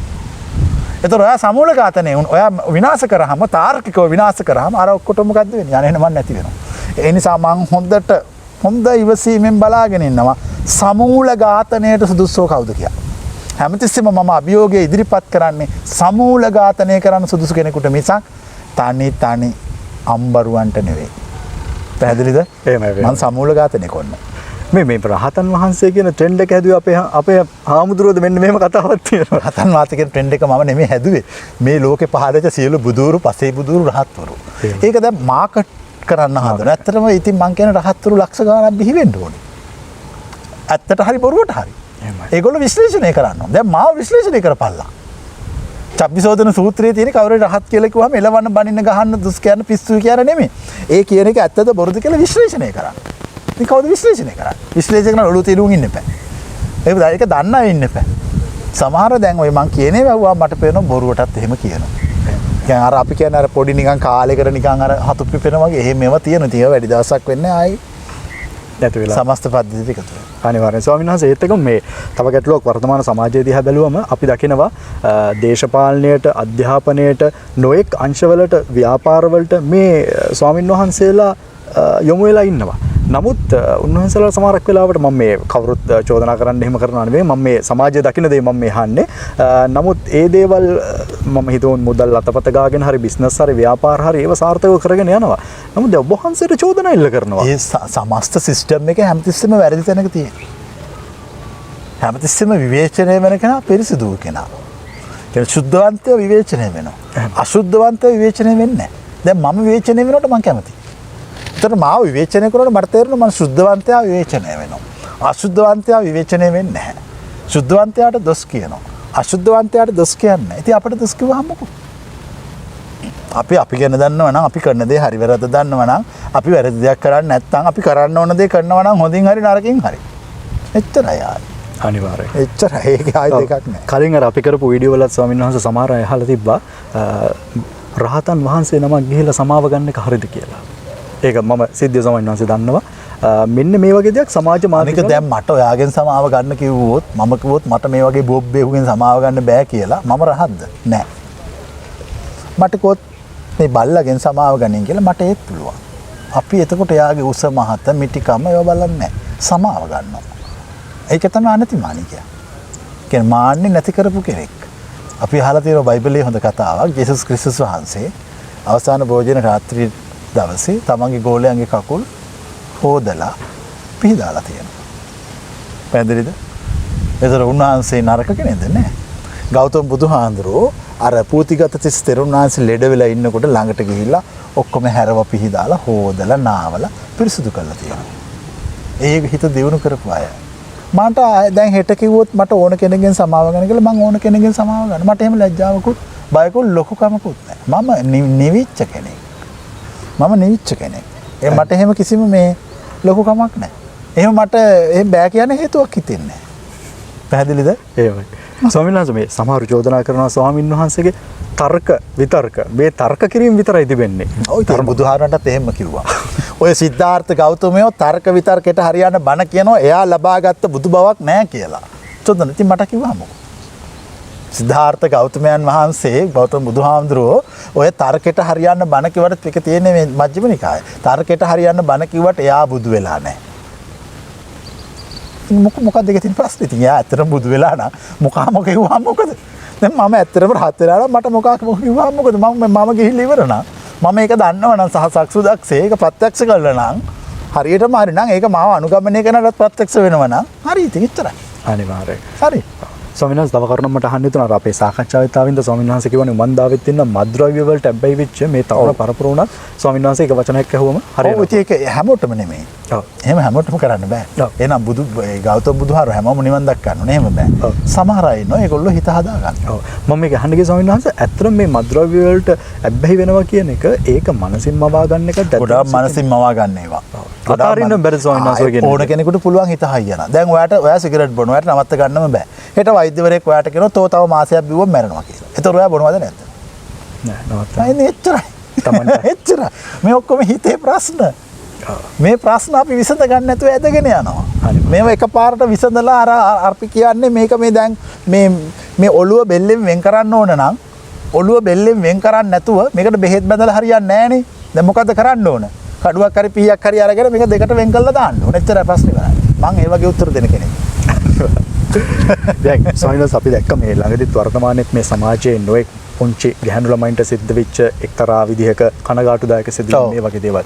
වර්තමානයේ ලංකාවේ තරුණ පරපුර ඇත්තටම අසහනයෙන් පෙළෙනවද? තරුණ මෙහෙම අපි දැන් හිතන්න එපා මේ බුද්ධ කාලේ මිනිස්සු හොඳයි අද නරක. මිනිස්සු හැමදාම එක විදිය. නරක යහපත අයහපත හැමෝම තැන තියෙනවා. ඉතින් අපි දැනගන්න ඕන සමස්තය නිවැරදි තැනකට ගේන්න. ඒ ධර්මයක් දැනගන්න. ප්‍රැක්ටිකල් වෙන්න ඕනේ. ඒගොල්ලෝ දන්න දේවල්. දැන් අපි කොච්චර ධර්මයේ බණ දැන් ඕන දහම් පාසල් ගියපු අය හිරගෙදර නැද්ද? ලාස් ගානක් ඉන්නවා. ඉතින් මොකද්ද ප්‍රතිඵල? කියන්නේ ජීවිතේ වැරදිලානේ ධර්මයේ දැනගත්තට. දැන් තව කෙනෙක් ඉන්නවා කිසිම ධර්මයක් දන්නේ නැහැ ජීවිතේ හදාගෙන. ඉතින් ඒ මනුස්සය ශ්‍රේෂ්ඨයිනේ. දැන් මං කියන එක ප්‍රායෝගිකයි හරි. ඒ නිසා මං කියන්නේ දැන්වත් ඔය බොරු සිද්ධාන්ත අතහැරලා දාලා ප්‍රායෝගිකව ජීවත් වෙන්න මේ අහස පොළවේ පය ගහලා හිටහල්ලා. නැති නිකන් මගුල් අටවගෙන ලෝකෙ පෙරලන්න දඟලන්නේ නැතුව. හරි ප්‍රායෝගික වෙන්න. දැන් මේ මන්දාවේ රහස තමයි ප්‍රායෝගිකත්වය. හැම තිස්සෙම ප්‍රායෝගිකව කරන්න පුළුවන් දේ හොයලා බලනවා. නිවනත් එහෙමයි භෞතිකෙත් එහෙමයි. ඒ නිසා තමයි මේ පද්ධතිය මිරකල් එකක් වගේ නිර්මාණය වෙන්නේ. එහෙම නැත්නම් මේ මම මගේ තනියම ඕඩර් එකකට වැඩ කරන්නේ නැහැ කොහෙලාවත්. හැමෝගෙම අදහස අහලා වඩාත්ම ප්‍රායෝගික වඩාත්ම හොඳ දේ කරනවා. වඩාත්ම නිවැරදි දේ. අපි මේ වඩාත්ම නිවැරදි දේ පිළිගන්න කැමති නැහැ ලොකුකම නිසා. මට ලොකුකමක් නැති නිසා මම පිළිගන්නවා ඒක. දැන් රහස තේරෙනවද? ඒතර මම වඩාත්ම නිවැරදි දේ කරාම සාර්ථක වෙනවා. අනිවාර්යයෙන්. දැන් මිනිස්සෙකුට සාර්ථක වෙන්න තියෙන හොඳම දේ තමයි කිසිම මාන්නක්කාරකමක් නැතුව ජීවත් වෙන්න. හැබැයි මගේ විදිහ මම සාමාන්‍ය වැඩි කාත් එක්ක කතා කරන්නේ නැහැ, මූණ දෙන්නේ නැහැ, මූ වෙන්න කැමති නැහැ. ඒක ආඩම්බර ක්‍රමණයක විදිය. කැමති නැහැ. මිනිස්සුත් එක්ක ටච් වෙන්න කැමති. ඒගොල්ලෝ කාලයක් තිස්සේ සංසාරේ තනිව ජීවත් වෙලා ඒ භ්‍රමචර්යාව වඩපු අයගේ ස්වභාවය. ඒක වරදක් නෙමෙයි. ඒක වරදක් ලෙස දකින්න නරකයි. අනිවාර්යයෙන්. ඒක එක්කෙනාගේ විදිය. ඔව්. ස්වාමීන් වහන්සේ දැන් මේ මැදුම් පිළිවෙතක් ගැන හැමෝම දැන් අපි දන්න විදිහට ධර්ම දේශනාවලත් මැදුම් පිළිවෙතක් අපිට කියා තියලා තියෙනවා. දැන් සමහර මැදුම් පිළිවෙත කියන්නේ ලොකු දෙයක් නෙමෙයි. මැද ප්‍රායෝගිකව මැද ජීවත් වෙන්න. ඔළුවට බරක් නැතුව ඉන්න සිස්ටර්. දැන් මේ මගේ මූණ දිහා බැලුවම ඔයගලන්ට තේරෙන්නේ නැද්ද ඔළුවේ බරක් නැහැ කියලා. එච්චරයි මැදුම් පිළිවෙත. දැන් මම ප්‍රශ්න අහන්න උත්තර ලැබුණා. මම අහන්නේ ස්වාමීන් වහන්සේ දැන් හැමෝම ජොදේ ඉතින් ඔබ වහන්සේ මේ ලක්ෂර ජීවිතයක් ගත කරන්නේ මේ සබපාසේ ඉන්න. ඒතර අපේ මිනිස්සුන්ගේ හිතවලද මේ වැරද්ද තියෙන හිතවල. මැදුම් පිළිවෙත කියන්නේ හරිම රිලැක්ස් වෙලා ඉන්නවා. දැන් අපිට දැන් මේ හොඳටම ඇති. පැහැදිලිද? මේ අපේ කොහොම ගහක් අපේ එවනට තියෙනවා, මේ බිමට තනකොළ තියෙනවා, මේ ඇති. ආයි මීට වඩා එකක් හොයන්න හිතෙන්නේ. තෘප්තිමත් වෙලා උපරිම. එතකොට මේ ඇතුළාන්තේ ගින්න නිවිලා. එච්චරයි ඒ කියන රහත් බව. ඇති කියලා කියනවා. දැන් මිනිස්සුන්ට කියන්න බැරි උත්තර ප්‍රශ්නේ ඕකනේ. ඇති කියන්න බෑනේ මොකටද? හැමදේම මදි කියන ලෝකේ මම ඇති කියලා කියනවා. ඒතර මං අනිත් අයගෙන් වෙනස් කෙනෙක්. ඒ කියන්නේ මං මේ පණිවිඩයක් දන්නේ කෙනෙක්. ඉතින් මං කියන්නේ මේ පණිවිඩය හොයන්න කියලා. හොයලා හරීම මේ S2 බර නැතුව ජීවත් වෙන්න. කතාව තේරුණා? S2 බර නැහැ. කියන්නේ බර බිම දාපු කෙනෙක්. නිදහස් වෙච්ච කෙනෙක්. සසරින් නිදහස් වෙච්ච කෙනෙක්. මේ පොළවේ බරෙන් නිදහස් වෙච්ච කෙනෙක්. අන්න ඒගොල්ලෝ තමයි අවබෝධයටපත් වෙච්ච උත්තමයා. එහෙම නැතුව මේ අහසින් පොළවෙන් යන මේක එක ඉරිදි කර කර පිස්සුනේ ඒ කතන්දරේ ඔක්කොම පස්සේ නිර්මාණය වෙච්චා. කොහොමත් රහතෙක් කියන්නේ මිරකල් එකක්. අපේ හැමෝම මේ සාහිත්‍යයද මේ ධර්මයේ විකෘති කරලා. සාහිත්‍ය වර්ණනා දැන් ක්‍රිස්තු වර්ෂ 5 වෙනි සතවර්ෂයේ ලියවිච්ච ලලිත විස්තරය වගේ පොත් විශාල විස්තරය වර්ණනා ඒවා. වර්ණනා නිසා තමයි ගොඩක් දේවල් සීමා ඉක්මවා ගියා. ඉතින් අද මේ නූතන දියුණු ලෝකයේ වර්ණනා පිළිගන්න ඊට වඩා ප්‍රායෝගිකව දැන් අපෙන් උනත් සුද්දෙකුට මට හොඳට පුළුවන් සුද්දන්ට බණ කියන්න. එහෙමයි. මොකද මම මේ කතන්දරේ දන්නවා හරියටම. මම සුද්දන්ට අභිධර්ම දේශනා කරන්න යන්නේ නැහැ. මම සුද්දන්ට ධම්මපද උගන්වන්න යන්නේ නැහැ. මම සුද්දන්ට ජීවත් වෙන හැටි උගන්වලා එනවා.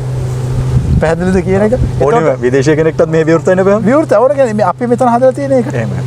එතකොට අපි පාරන කොටත් විදේශිකයි ගොඩක් අපෙන් අහනවා. කෝච්චි ස්ටේෂනේදී පාරේදී අතට අපි ඒගොල්ලන්ට මහා කරුණු කියන්නේ සිම්පල් දෙයක් කියලා. පොඩි දෙයක් කියලා. ඒ දේ කිව්වහම ඒගොල්ලන්ට තේරෙනවා මෙයා යමක් දන්නේ කෙනෙක්. දැන් ලංකා මිනිස්සුන්ට තේරුන්නේ නැති වුණාට පිටරට සුද්දන්ට තේරෙනවා මේගොල්ලෝ යමක් දන්න කට්ටිය. දවසක් අපි එහෙම පාරනකොට එක්කෙනෙක් ඇහුවා අපි සිවුරු පාට ආම්දුරුට ගොඩක් ගියා. එතකොට ඒගොල්ලෝ එයා අහපු ප්‍රශ්නේ තමයි අම්මන්ඩි ඇයි ඔයගොල්ලෝගේ පාට එක එක වෙනස්? මං කෝ පාට වෙනස් වුණාට හිත එකයි කියලා. ඊට පස්සේ එයා මට ඇවිල්ලා කියනවා ඔයා හරි අමුතු එක්කනේ මං කවදාක හරි මේ ඔක්කොම අතහැරලා ඔයා හොයාගෙන එනවා කිව්වා. මේ කවදාකවත් දැකලා නැහැ ඒ වෙලාවේ කෝච්චි දෙකපු කෙනා. දැන් කතාව තේරෙනවද? එහෙමයි. ඉතින් එච්චරයි. එයාට මේ අපේ දැන් මේ සිවුරු මෙහෙමයි විනය කර්ම මෙහෙම ඒව කියලා හරියන්නේ නැහැ උන්ට තේරෙන්නේ නැහැ. අච්චරයි උත්තරේ. ඇත්තටම අපේ හැමදේම දැන් ජාත්‍යන්තර වශයෙන් ගත්තොත් එහෙම උමන්දාව ඕනිම විදේශීය දැන් මම හිතන්නේ වර්තමානයේ තාම නෑ. අපි කණ්ඩායම් ලෙස ඇවිල්ලා මෙතන නැවතිලා ඒ විපස්සනාව ධර්ම සාකච්ඡා ගොඩාක් විවේකයෙන් ඉන්න. හරිම විවේකයිනේ මෙතන. හරිම නිස්කලංකයි රෑ එළි වෙනකන් කිසිම සද්දයක් නැහැ. වැස්සොත් ගෙම්බන්ගේ සද්දේ විතරයි. එහෙමයි. එහෙම නැත්නම් රැහැයන්ගේ සද්දේ. ඉතින් මේ පරිසරයේ විඳින්න ගොඩක් අපි මෙතන හැදුවෙත් ඇත්තටම දැන් අර කොළඹ ගෝසාකාරී කාර්යබහුල පරිසරයෙන් අපි ගොඩාක් නිදහස් වෙලා. එහෙමයි. අද ගෝයන් කපනවා.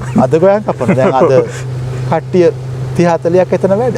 එහෙමයි. ඒ තමයි උමන්දාව.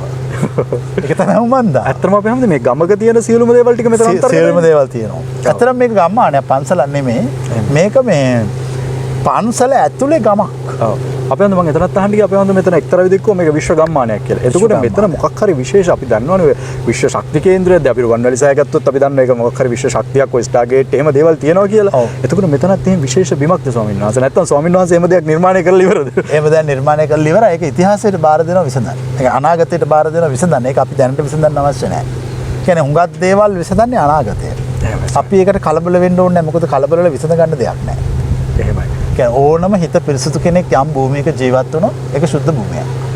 ඒක අවුරුදු 1000 ගාණක් එතන මිනිස්සු වඳිනවා. ඒක මම හිතන්නේ ඊට වඩා එතන විස්තර කරන්න අවශ්‍ය නැහැ. එතනම තියෙනවා මේ ප්‍රශ්න. සොයනස ඒතක මේ වර්තමානයේ තිබ්බ තවත් සමාජයේ ගැටලුව පිළිබඳව මම කතා කරන්න කැමතියි. ආදරය කියන එකට ඇත්තටම අපේ හාමුදුරනේ වයස ප්‍රශ්නයක්. ඕනිම වැඩිමහල් කෙනෙක්ට බාල කෙනෙක්ට ආදරය කරන්න පුළුවන්ද? බාල කෙනෙක්ට වැඩිමහල් කෙනෙක්ට ආදරය කරන්න පුළුවන්ද? ආදරය කරන්න වයස විතරක් ප්‍රශ්නයක් කියලා මම කියන්නේ නැහැ. ආදරය කරන්න පණ තියෙන්න ඕනක් නැහැ.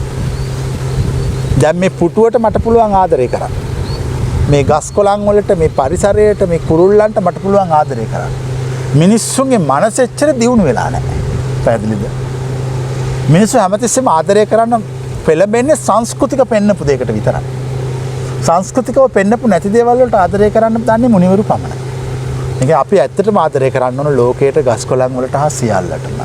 එහෙම ආදරයට මම සීමා දානවට කැමති නැහැ. පැහැදිලිනේ? ඒක ඕන කෙනෙකුට තමන්ගේ choice එක ඕන දෙයක්. අපිට එහෙම නීති දාන්න බෑ. නීති දාගෙන ඉතින් අපිට කටවාගෙන ඉන්න පුළුවන් ඒත් ආදරේ යනවා. හොරෙන් හරි. ඒක ලෝකේ තේරුම් ගත්ත මිනිස්සු නීති දාන්න යන්නේ නැහැ. ලෝකේ තේරුම් ගත්ත මිනිස්සු ලෝකෙ දිහා බලන් ඉන්නවා. නීති දාන්න ගිහිල්ලා අපි හැමදාම ඇත්තටම මේ පවුල් වල ප්‍රශ්න වැඩි වෙලා තියෙනවා. ප්‍රශ්නේ නීති වැඩි නිසා. හරි නිදහස් මං හිතන්නේ හැමෝටම තම තමන්ගේ ස්වාධීනත්වයේ යටතේ ඒ වැඩ කරන්න පුළුවන් සීමාව ඒව කරන්න දීලා හැමෝටම මේ අර ඒගොල්ලන්ගේ අයිති ඒගොල්ලන්ට දුන්න නම් ගොඩක් හරි කියලා. අනික අපට අයිති නැති දේවල් අයිති කරගන්න දඟලන්න ඕනේ නැහැ. ඒවා අයිති වෙන්නේ නැහැ කොහොමද? අයිති වෙන්නේ නැහැ. වචනකින් කෙනෙක්ගේ ජීවිතයත් තව අනික මේ ඕනවට වඩා මිනිස්සු හිර කරන්න ඕනේ නැහැ. දැන් ඔය මේ ඕනවට වඩා හිර කරාන් පස්සේ ගොඩක් විවාහ අසාර්ථකයි. නිදහස දෙන්න ඕන. ආගමික නිදහස, සමාජ නිදහස. ඒව දෙන්න ඕන. එතකොට තමයි මිනිස්සු කල්පනා කරලා බලන්නේ දැන් අපි පස්සේ මිනිස්සු වෙන්නේ ඒක. අපි මිනිස්සුන්ට නිදහස දෙනවා. අපි නීති දාන්නේ නැහැ. නීති දාන්නේ මේ ඉතරා සීමාවක් තුල පන ඕනට වඩා නීති. මම කැමතිත් නැහැ මිනිස්සුන්ට නීති දාලා ඉර කරන්න. මම කැමති මම වගේම hina වෙලා සන්තෝෂයෙන් ඔක්කොම ඉන්නවනම්. ඒතර අපි කියන්නේ මේ උමන්දාවින ඔක්කොටම අපි කියන්නේ හැමතිස්සෙම hina වෙලා ඉන්න ඕන. සතුටෙන් ඉන්න ඕන. ලැබිලා ඉවරයි දැන් ලැබෙන්න ඕනේ. ආ හිත මේක සසර දුවන්න එපා. ඉවර කරගන්න. ඒක තමයි පණිවිඩය. ඒ කියන්නේ සාකච්ඡාවේ අවසානයේ මෙතනින් ආව ඒක තමයි සතුට ඒක තමයි. ඔව්. ඒක අපි ආයතන එතනයි. නිවන කියන්නේ ඇත්තටම මේකද අපි මම අවසාන ප්‍රශ්නය අහනවා. ඇත්තටම නිවන කියන්නේ ඒකේ උත්කෘෂ්ඨය. හැමදාම සතුටින්. හැමදාම සතුටින් තෘප්තිමත් වුණා. ජීවිතයේ සියල්ල සාක්ෂාත් කළා. හැබැයි කිසිවක් තිබුණේ නැහැ. පැහැදිලිද? භෞතිකව කිසිවක් තිබුණේ නැහැ. හැබැයි සියල්ල තියෙන වගේ හිටියා. එච්චරයි නිවන. ඊට වඩා මොකද්ද? අපි අපේ හැමෝම එතකොට මේ අපි මේ කරන්නේ බොරු රංගපෑමක්ද? කියන්නේ හාමුදුරනේ මං කියන්නේ දැන් මේ හැමෝම කියන විදිහට හාමුදුර රංගපෑමක් කරනවා කිව්වට අපිද රංගපෑම කරන්නේ. උන් මට රංගපාන වෙනකොට උන් ඔක්කොම රංගපපා ඔරිජිනල් ඇත්තම ජීවත් වෙන කෙනා රංගපානවා කියලා. මම ජීවත් වෙන්නේ ඇත්තම විදිහට. මොකද මම මේ සිස්ටම් එක හොඳට තේරුම් අරන් ඉන්නේ. ඒ නිසා අපි කිසි කලබලයක් නැහැ, කිසි දැවිල්ලක් නැහැ. බැන්නට ප්‍රතික්ෂේප කරන්නේ නැහැ. අවර්ණනා කරා කියලා hina වෙන්නේ නැහැ. දෙකටම කියලා අතල්ලා. ඒක හරියද? විවේචනය අවශ්‍යයි. අනිවාර්යයෙන්. විවේචනය තමයි මේවා බිල්ඩින් හැදුවේ. මේවා නිර්මාණය කරේ විවේචනය. විවේචනය කරනකොට තමයි හොයන මිනිස්සු හොයන්නේ මේක ඇත්ත කියනවද බොරු කියනවද. ඒකට ඇවිල්ලා හොයලා බලනකොට කියන්නේ ඇත්තයි කියලා හිතුනාම සියල්ල පූජා කරනවා. මේ සියල්ල ඔබට පූජනවා. අපි කවදාකවත් අපිට හම්බෙච්ච කිසිවක් එකතු කරලා නැහැ. කිසිවක් හංගලා බැංකු පොත්වල දාගෙන ඉඳලා නැහැ. ඒ හම්බෙච්ච යානික ගෙවල් හදලා නැහැ. ඥාති සංග්‍රහ කරලා නැහැ. ඒක කිසිදාකත් කළේ නැහැ. හැමදාම කළේ ශාසනයට යමක් කළා. ජාතියට යමක් කළා. අපි ඉගෙන ගත්තා අපට කන්න දුන්නා මේ රට වෙනුවෙන් අපට කරන්න පුළුවන් දේ අපි ජාතියට ණය නැති මිනිහෙක් වෙන්න ඕන. ජාතියට සේවය කරන්න ඕන. අපේ හන්ද මම අවසාන ප්‍රශ්න අහනවා අපේ තරුණ පරපුර වෙනුවෙන්. මේ තරුණ පරපුරට වර්තමානයේ ආදරය කියන එක මත්ද්‍රව්‍ය කියන එක බරපතල ගැටලුවක් වෙලා තියෙනවා. මේ ධර්මයේ දන්නේ නැති නිසා. එහෙමයි. පොඩි ප්‍රශ්නයක් තියෙනවා. ඒගොල්ලෝ මේ කියන කතාව අහලි වෙලා ලයිෆ් එක එන්ජොයි කරගෙන කිසි දෙයකට ඉර වෙන්නේ නැතුව නිදාසේ ජීවත් වෙනවා නම් ආදරයේ ප්‍රශ්නිකුත් නැහැ, මත්ද්‍රව්‍ය ප්‍රශ්නිකුත් නැහැ, ජීවිතේ ප්‍රශ්නිකුත් නැහැ. අනිවාර්යයෙන්. දැන් අපි හැමෝම ඔය දෙකේ උපරිමයට ගිහිල්ලා උතන විරහව විඳලා ඔය ඔක්කොම ජීවිතය අවුල් කරගත්ත පිරිසක් ඉන්නවනේ. ඒගොල්ලන්ට මං කියන කතාව තේරෙනවා. විරහව විඳින්න ඕන හොඳට. විරහව වින්දහම ඒක තමයි අවබෝධයට මාර්ගය. ඒ බුද්ධ කාලේ ඔක්කොම රහත් උනේ විරහව විඳපු අය. නැත්නම් මේ සිල් අරගෙන සිල් දකලා භාවනා කරලා ආපු අය නෙමෙයි. විරහව අහිමි වීම සියල්ල දරාගෙන ආවිලා රහත් බවට පත් වෙනවා. ඒක තමයි මාර්ගය. ඒක ඉතින් කොච්චර නෑ කිව්වත් ඒක තමයි මාර්ගය. එහෙම ඕනිම කෙනෙක්ට මෙතන විවෘතද අපේ හැමෝම ඕනම කෙනෙකුට ඇවිල්ලා සාකච්ඡා මම ඉතින් මමත් එක්ක කතා කරන්න හම්බෙන්නේ නෑ. මම මේ ගොඩක් වෙලාට කතා කරන්න කැමති නෑ මිනිස්සුත් එක්ක. ඒකට අපි වැඩ පිළිවෙල ඔයාක් වඩ එනකොටම ඉන්නවා. එයා හදලා තියෙන්නේ. මම සිස්ටම් එකක් හදන කෙනෙක් නිසා හැම එකටම ඇඟිලි ගන්න යන්නේ නැහැ. අනිවාර්යයෙන්. ඒ කියන්නේ මන්දාව අපි ඔබට ආරාධනා කරනවා මොකද ඕන වෙලාවක එන්න පුළුවන්. උදේ 7 8 ඉඳලා හවස 5 වෙනකන්. ඇවිදලා මේක බලන්න ඕනේ. ඒක දවසක් විතර ඇවිදලා බලන්න ඕනේ. ඔව් මම හිතන් දවසෙන් ඇවිද්දත් ඒක ඉවර කරගන්න බැරි නෝ. දැන් ඇවිදලා බලලා ගොඩාක් දේවල් ඇත්තට මම කියන්නේ මෙතන ජීවිතය අවුරුදු 10ක් කෙනෙකුට යොදවන්න පුළුවන් නම් එයා ඒ කියන තැනටපත් වෙනවා. එහෙමයි. මොකුත් අමුතු දේවල් ඕනේ නැහැ. ගුරුවරයෙක් ඇසුරේ ජීවත් වෙන්න ඕනේ. අපට අපේ ජාතියට ගුරුවරු හිටියේ නැහැ. ගුරුවරයෙක් ඇසුරේ ජීවත් වෙන්න ඕන. එතකොට ඒ ගුරුවරයා අපව නිවැරදි කරනවා. අපිට 아무තු දෙයක් කළේ නැහැ. අපට උපදෙස් දීලා බැනලා අපිව යවන්න ඕන තැනට යවනවා. එච්චරයි රහත් බව. අනිවාර්යයෙන්. එච්චර වෙන මොකුත් නැහැ. මං හිතන්නේ අහන්න හිතාගෙන ආව සියල්ලම ඇහුවා ඊටත් වැඩිය දේවල් ඇහුවා. ඒ පිළිතුරුත් ඊටත් වැඩිය දේවල් ලැබුණා. මම බෙහෙවින්ම ඇත්තටම ස්තුතිවන්ත වෙනවා වහන්සේගේ කාලේ වෙන් කරගෙන අපේ ධනුෂ් ලෝක අපේ නාලිකාව හරහා මේ දේවල් ටික ධර්ම දානයක් විදිහට හරි අපේ තරුණ පරපුර දැනුවත් කරන්න හරි ලබා දීම පිළිබඳව ඒත් එක මම අපේ ජාත්‍යන්තරව අපේ විදේශගත වෙලා ඉන්න කට්ටියත් සමහරක් වෙලාවට අපිට ওই මැසේජ් දානවා මෙහෙම ප්‍රශ්නවල ඉන්නවා මෙහෙම ඒවට දැන් අපි වෙනම අංක දුරකථන අංක දාලා ඒවට සාකච්ඡා කරන්න වැඩ පිළිවෙල හදලා තියෙනවා. ඒ ප්‍රශ්න තියෙන ඕන කෙනෙක් මෙහෙට කතා කරන්න පුළුවන්. ජීවිතේ නැති කරගන්න එපා. ඉතින් මනුස්ස ජීවිතයක් වටිනවා. ඒ ජීවිතේ නැති කරගන්න නැතුව ලෝකෙ වෙනුවෙන් සේවය කරන්න. ඒ කියන්නේ ඒකට අපේ මම හිතන්නේ වෙබ් පිටුවක් තියෙනවා අපේ YouTube පිටුව. ඔය අවශ්‍ය සියල්ල හදලා තියෙනවා. ඒවා ඔයාගෙන ඇවිල්ලා කතා බහ කරලා අවශ්‍ය තැනටපත් වෙන්න. ඒකට අවශ්‍ය පසුබිම තියෙනවා.